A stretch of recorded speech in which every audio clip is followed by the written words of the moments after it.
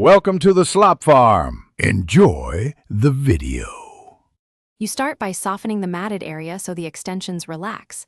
Apply oil or a creamy conditioner and let it sit 10-15 minutes. While that soaks, clip the rest of the hair into 1 2-inch panels to keep things organized. Grab a wide tooth comb and a rat tail for sectioning, and keep a crochet hook ready for tight loops. Only use scissors as a last resort. This setup reduces breakage and gives you controlled access to the core of the dread. Once the product has softened the mat, begin detangling at the ends and work slowly toward the base. Moving tip to root prevents tightening the knot. Use the wide tooth comb to make 3-5 gentle strokes per pass, then switch to the rat tail to tease apart stubborn strands.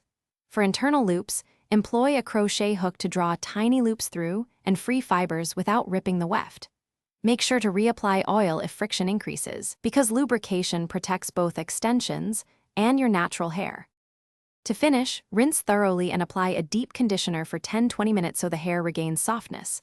Once rinsed, detangle with a wide tooth comb and trim any frayed ends.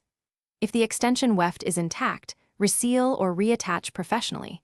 If the mat has ruined a section, cut the smallest necessary portion and protect your natural hair with a gentle style. If detangling stalls, pause, reapply oil, and return later. Forced pulling causes breakage. Thanks for watching. Consider subscribing if we helped you today.